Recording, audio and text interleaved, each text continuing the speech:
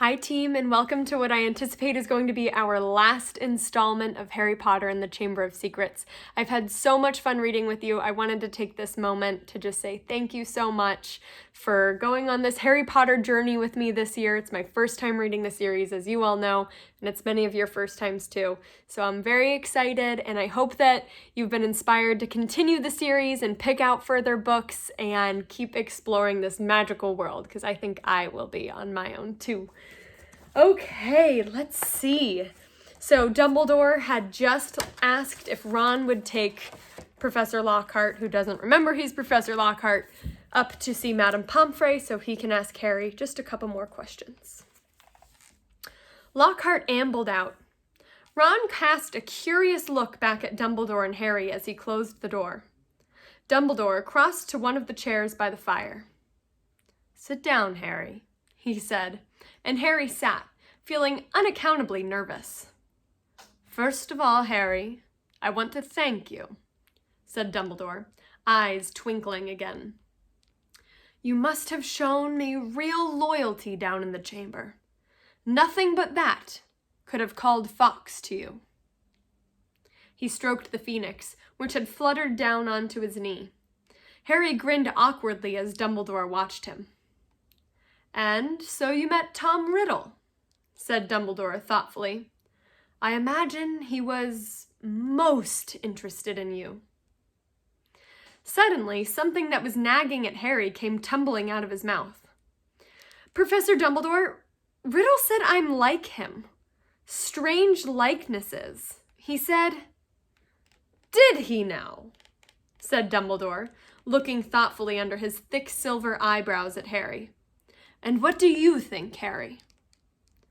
"I don't think I'm like him," said Harry, more loudly than he intended. "I mean, I'm in Gryffindor. But he fell silent, a lurking doubt resurfacing his mind. "Professor," he started again after a moment, "the Sorting Hat told me I'd have done well in Slytherin. Everyone thought I was Slytherin's heir for a while, because I can speak Parseltongue." "You can speak Parseltongue, Harry," said Dumbledore calmly, "because Lord Voldemort, who is the last remaining descendant of Salazar Slytherin, can speak Parseltongue. Unless I'm much mistaken, he transferred some of his own powers to you the night that he gave you that scar. Not something he intended to do, I'm sure." "Voldemort put a bit of himself in me?" Harry said, thunderstruck. "It certainly seems so." "So I should be Slytherin," Harry said, looking desperately into Dumbledore's face. "The Sorting Hat could see Slytherin's power in me, and it—" "Put you in Gryffindor," said Dumbledore calmly. "Listen to me, Harry. You happen to have many qualities Salazar Slytherin prized in his hand-picked students. His very own rare gift, Parseltongue, resourcefulness, determination, a certain disregard for rules," he added, his mustache quivering again. "Yet the Sorting Hat placed you in Gryffindor. You know why that was. Think." "It only put me in Gryffindor," said Harry in a defeated voice, "because I asked not to go to Slytherin." "Exactly," said Dumbledore, beaming once more, "which makes you very different from Tom Riddle. It is our choices, Harry, that show us what we truly are, far more than our abilities." Harry sat motionless in his chair, stunned. "If you want proof, Harry, that you belong in Gryffindor, I suggest that you look more closely at this." Dumbledore reached across to Professor McGonagall's desk, picked up the blood-stained silver sword, and handed it to Harry. Dully, Harry turned it over, and the rubies were blazing in the firelight. And then he saw the name engraved just below the hilt. Godric Gryffindor. Really neat picture. Only a true Gryffindor could have pulled that out of the hat, Harry, said Dumbledore simply. For a minute, neither of them spoke. Then Dumbledore pulled open one of the drawers in Professor McGonagall's desk and took out a quill and a bottle of ink. What you need, Harry, is some food and some sleep. I suggest you go down to the feast while I write to Azkaban. We need our gamekeeper back. And I must draft an advertisement for the Daily Prophet, too, he added thoughtfully. We'll be needing a new Defense Against the Dark Arts teacher. Dear me, we do seem to run through them, don't we? Harry got up and crossed to the door. He had just reached for the handle. However, when the door burst open so violently that it bounced back off the wall. Lucius Malfoy stood there, fury in his face, and cowering under his arm, heavily wrapped in bandages, was Dobby. Good evening, Lucius, said Dumbledore pleasantly. Oh, I'm sorry. Good evening, Lucius, said Dumbledore pleasantly. Mr. Malfoy almost knocked Harry over as he swept into the room. Dobby went scurrying after him, crouching at the hem of his cloak, a look of an abject terror on his face. So, said Lucius Malfoy, his cold eyes fixed on Dumbledore, you've come back. The governor suspended you, but you still saw it fit to return to Hogwarts. Well, you see, Lucius, said Dumbledore, smiling serenely. The other 11 governors contacted me today. It was something like being caught in a hailstorm of owls, to tell the truth. They'd heard that Arthur Weasley's daughter had been killed and wanted me back here at once. They seemed to think that I was the best man for the job, after all. Very strange tales they told me, too.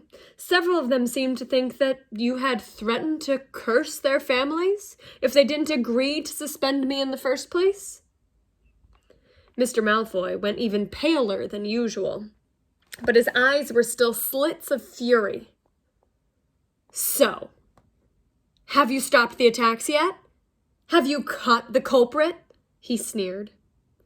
We have, said Dumbledore with a smile. Well, said Mr. Malfoy sharply, who is it? The same person as last time, Lucius, said Dumbledore. But this time, Lord Voldemort was acting through somebody else by means of a diary. Then he held up the small black book with the large hole through the center, watching Malfoy closely. Harry, however, was watching Dobby. The elf was doing something very odd. His great eyes fixed meaningfully on Harry. He kept pointing at the diary, then at Mr. Malfoy, and then hitting himself hard on the head with his fist. I see, said Mr. Malfoy slowly to Dumbledore. A clever plan, said Dumbledore in a level voice, still staring at Malfoy straight in the eye. Sorry, I can't tell who's talking here. I think it's Dumbledore. Because if Harry here, Mr. Malfoy shot Harry a swift, sharp look, and his friend Ron hadn't discovered this book, why, Ginny Weasley might have taken all the blame. No one would have ever been able to prove that she hadn't acted of her own free will. Mr. Malfoy said nothing. His face was suddenly mask-like. And imagine, Dumbledore went on, what might have happened then. The Weasleys are one of our most prominent pure-blood families. Imagine the effect on Arthur Weasley and his Muggle Protection Act if his own daughter was discovered attacking and killing Muggleborns. Very fortunate the diary was discovered, and Riddle's memories wiped from it. Who knows what consequences there might have been otherwise? Mr. Malfoy forced himself to speak. Very fortunate, he said stiffly. And still, behind his back, Dobby was pointing, first to the diary, then to Lucius Malfoy, then punching himself in the head. And Harry suddenly understood. He nodded at Dobby, and Dobby backed into a corner, now twisting his ears in punishment. Oh, that makes me sad.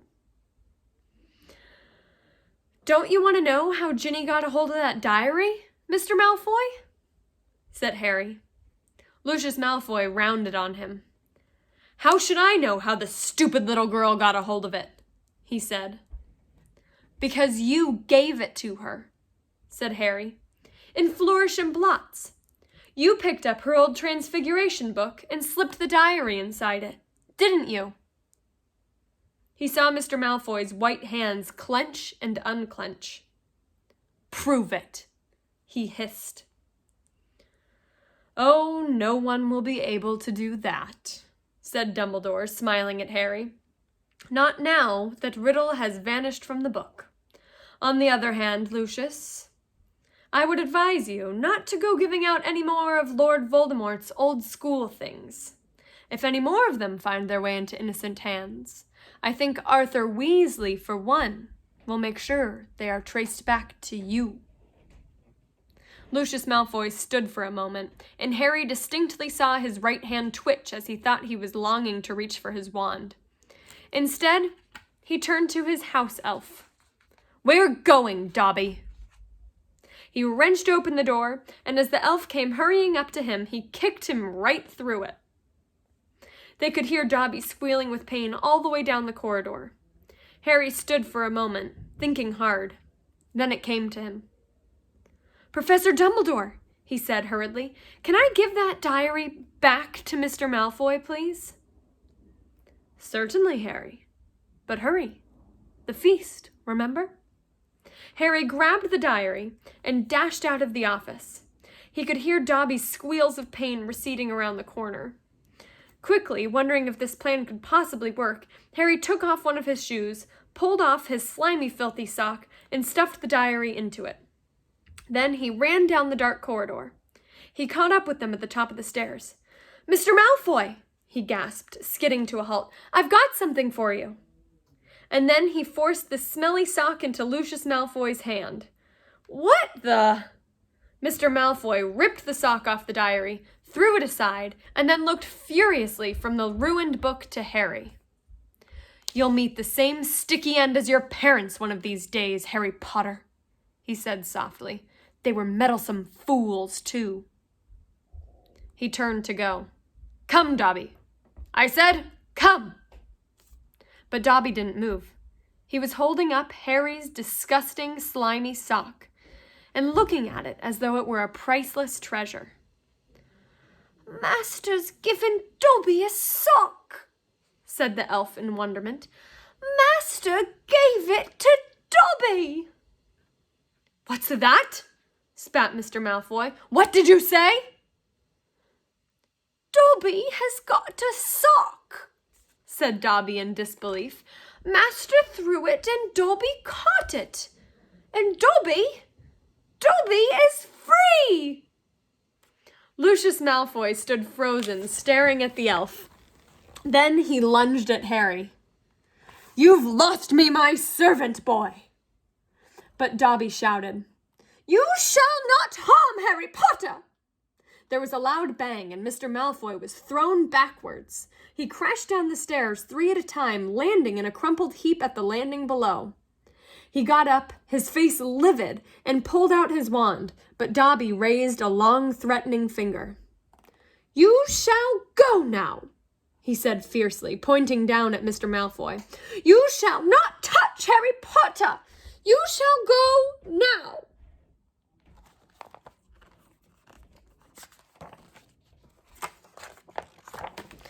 Lucius Malfoy had no choice. With a last incensed stare at the pair of them, he swung his cloak around and hurried out of sight. Harry Potter freed Dobby, said the elf shrilly, gazing up at Harry, moonlight from the nearest window reflecting on his orb-like eyes. Harry Potter set Dobby free! Least I could do, Dobby, said Harry, grinning. Just promise, never try to save my life again. The elf's ugly brown face split suddenly into a wide, toothy smile. I've just got one question, Dobby, said Harry, as Dobby pulled on Harry's sock with shaking hands. You told me all of this had nothing to do with He Who Must Not Be Named. Remember? Well, It was a clue, sir, said Dobby, his eyes widening as though it was obvious. Dobby was giving you a clue. The Dark Lord, before he changed his name, could be freely named, you see. Right, said Harry weakly. Well, I'd better go. There's a feast, and my friend Hermione should be awake by now. Dobby threw his arms around Harry's middle and hugged him. Harry Potter is greater by far than Dobby knew, he sobbed. Farewell, Harry Potter. And with a final loud crack, Dobby disappeared. Harry had been to several Hogwarts feasts, but none quite like this. Everybody was in their pajamas, and the celebrations lasted all night. Harry didn't know whether the best bit was Hermione running towards him screaming, "You solved it! You solved it!" or Justin hurrying over from the Hufflepuff table to wring his hand and apologize endlessly for suspecting him. Or Hagrid turning up at 3:30, cuffing Harry and Ron so hard on the shoulders that they were knocked into their plates of trifle. Or his and Ron's 400 points, securing Gryffindor the House Cup for the second year running. Or was it Professor McGonagall standing up to tell them that the exams had been canceled as a school treat? Oh no, said Hermione. Or Dumbledore announcing that, unfortunately, Professor Lockhart would be unable to return next year, owing to the fact that he needed to go away to get his memory back. Quite a few of the teachers joined in the cheering that greeted this news. Shame, said Ron, helping himself to a jam donut. He was just starting to grow on me. The rest of the summer term passed in a haze of blazing sunshine. Hogwarts was back to normal with only a few small differences. Defense against the dark arts classes were canceled, but we've had plenty of practice on that anyway, Ron told a disgruntled Hermione, and Lucius Malfoy had been sacked as school governor. Draco was no longer strutting around the school as though he owned the place. On the contrary, he looked resentful and sulky. On the other hand, Ginny Weasley was perfectly happy again. Too soon, it was the time for the journey home on Hogwarts Express. Harry, Ron, Hermione, Fred, George, and Ginny got a compartment to themselves. They made the most of the last few hours in which they were allowed to do magic before the holidays. They played Exploding Snap, set off the very last of Fred and George filibuster fireworks, and practiced disarming each other by magic. Harry was getting very good at it. They were almost at King's Cross when Harry remembered something. Ginny, what did you see Percy doing that he didn't want you to tell anyone? Oh, that, said Ginny, giggling. Well, Percy's got a girlfriend. Fred dropped the stack of books on George's head. What? It's that Ravenclaw prefect, Penelope Clearwater, said Ginny. That's who he was writing to all last summer. He's been meeting her all over the school in secret. I walked in on them kissing in an empty classroom one day. He was so upset when she was, attacked. You won't tease him, will you? She added anxiously. Wouldn't dream of it, said Fred, who was looking as if his birthday had just come early. Definitely not, said George, snickering. The Hogwarts Express slowly and finally stopped. Harry pulled out his quill and a bit of parchment and turned to Ron and Hermione. This is called a telephone number, he told Ron, scribbling it twice, tearing the parchment in two and handing it to them. I told your dad how to use a telephone last summer. He'll know. Call me at the Dursleys, okay? I can't stand another 2 months with only Dudley to talk to. Your aunt and uncle will be proud, though, won't they? Said Hermione, as they got off the train and joined the crowd thronging towards the enchanted barrier. When they hear what you did this year? Proud, said Harry. Are you mad? All those times I could have died and I didn't manage it? They'll be furious. And together, they walked back through the gateway to the Muggle world. And that is the end of Harry Potter and the Chamber of Secrets. Happy, happy summer. I can't wait to see you all when we return next year. Goodbye.